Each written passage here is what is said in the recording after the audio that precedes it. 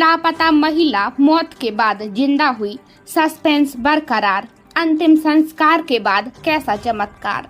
कागजों में मरे हुए लोगों के जिंदा मिलने की खबरें तो कई बार आपने सुनी होगी, लेकिन भिंड जिले में एक ऐसा अनोखा मामला सामने आया जहां एक परिवार ने अपनी बहू के मरने के बाद अंतिम संस्कार कर दिया और पुलिस ने मायके पक्ष के कहने पर हत्या की जांच भी शुरू कर दी।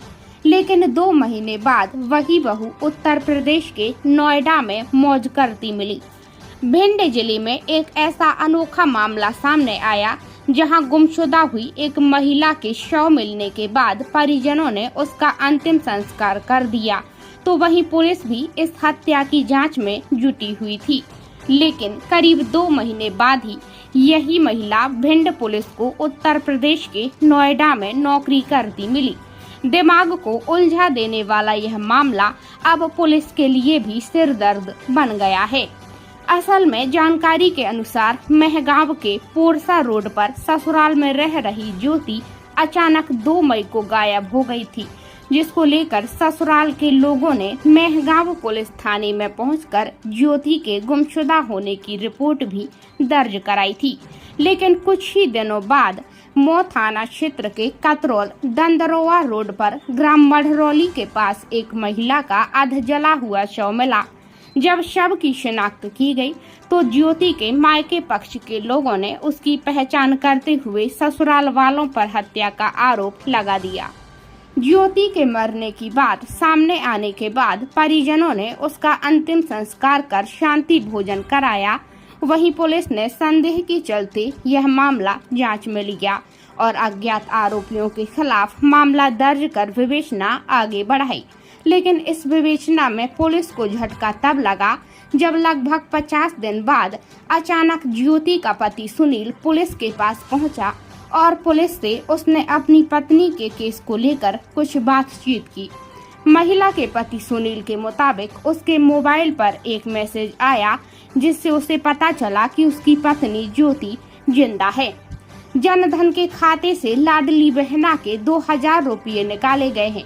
जब इस बात की जानकारी बैंक पहुंचकर ली तब पता चला कि उत्तर प्रदेश के मथुरा के एक कियोस्क सेंटर से फिंगरप्रिंट स्कैन के जरिए यह ट्रांजैक्शन किया गया है।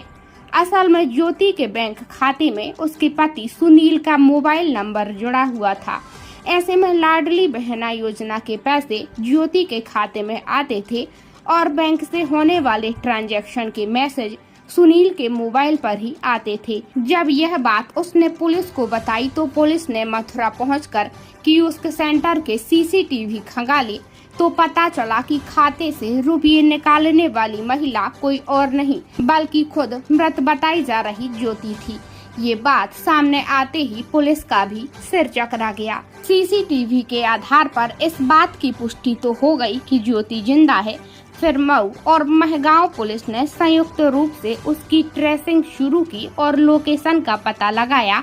इसके बाद उसके पीछे पुलिस टीम उत्तर प्रदेश के नोएडा पहुंची, जहां उसे एक मोबाइल पैकिंग कंपनी में उसे पकड़ लिया। पता चला कि पिछले कई दिनों से वह इसी कंपनी में नौकरी कर रही थी। पुलिस उसे अपने साथ भिंड वापस ले आई। जब उससे पूछताछ की तो पता चला कि वह शादी नहीं करना चाहती थी, उसे अकेले ही रहना था। लेकिन घर वालों ने जबरन उसकी शादी करा दी। उसके 2 बच्चे भी हुए, लेकिन हमेशा अपने पति के साथ झगड़ा होता रहता था। इस बात से तंग आकर वह घर छोड़कर चली गई थी। अब इस सब में सवाल पुलिस के लिए भी खड़ा हो गया है कि जिस ज्योति के जले शव का अंतिम संस्कार कर दिया गया वह तो जिंदा है। ऐसे में जिस महिला का शव मढ़रौली गांव के पास मिला था और उसे ज्योति समझकर जला दिया गया था, वह कौन थी? अब ये केस पुलिस के लिए एक नई मुसीबत बन गया है। एक हाफ बर्न बॉडी एक 25 to 30 इयर्स फीमेल की मिली, तो उसके बाद उसका पोस्टमार्टम हुआ तो उसमें डेथ ड्यू टू स्ट्रैंगुलेशन दिखाया गया। उसी समय एक महिला के जो परिजन थे वो आ गए थे पोस्टमार्टम के समय पर, क्योंकि हाथ और जो पैर थे वो जले हुए नहीं थे और पैर में पाजी वगैरह थी। तो उस महिला ने पहचाना कि ये मेरी बेटी है, जिसकी अभी 2 दिन पहले गुमशुदगी महगांव थाने में लिखी गई थी। तो पुलिस ने इस चीज़ को संदिग्ध लेते हुए उसमें 302 का प्रकरण पंजीबद्ध किया अज्ञात आरोपियों के खिलाफ, और क्योंकि एक संदेह जाहिर किया कि ये महिला वो हो सकती है। उसके नेक्स्ट से हमने डीएनए प्रोफाइलिंग के लिए हमने सैंपल कलेक्ट किया और फॉरेंसिक लैब भेज दिया, क्योंकि हम लोग फिर भी सेटिस्फाइड नहीं थे कि ये है। लगातार इन्वेस्टिगेशन चलता रहा। इस बीच में हमने अन्य थाने जहाँ पे कोई ऐसी गुमशुदगी हुई हो किसी महिला की, उसके बारे में भी जानकारी इकट्ठी करी है। एक दिन हम लोगों को जो महिला जो गुमशुदगी हुई थी और जिसको सस्पेक्ट किया जा रहा था इसकी डेथ हो गई, उसके बैंक अकाउंट से हम, क्योंकि लगातार उसको कर रहे थे, बैंक अकाउंट में ट्रांजैक्शन होना प्रतीत हुआ। तो उसी को हमने जब उसको मूव किया, पीछे गए उसमें, तो देखा कि जहाँ से निकाला है वहाँ पे फिंगरप्रिंट्स यूज़ हुए।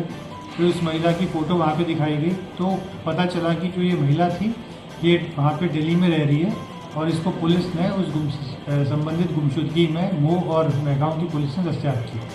सर, ये जो महिला ने पैसे निकाले मथुरा के कियोस्क सेंटर से पैसे निकाले थे, मथुरा से दिल्ली कैसे पहुंची ये महिला? देखिए, वो अपना पब्लिक ट्रांसपोर्ट है, वो जैसे यहाँ से मथुरा गई होगी बाय रोड या ट्रेन, और उसी तरीके से वहाँ से ट्रेन से दिल्ली चली गई। क्या उसके साथ और भी कोई था उसका साथ में सर? नहीं, अभी इस बारे में कोई कंटेंट नहीं। हमको जब महिला मिली वो अकेली मिली। देखिए, अभी इनिशियल पूछताछ जारी है, और महिला का क्योंकि पहले भी यहाँ पे अपने जो ससुराल पक्ष में कुछ विवाद हुआ था और वो पहले भी कुछ उसका इशू हुआ था, तो इसलिए वो रहना नहीं चाहती थी, तो वो अपने ससुराल से चली गई थी बिना बताए।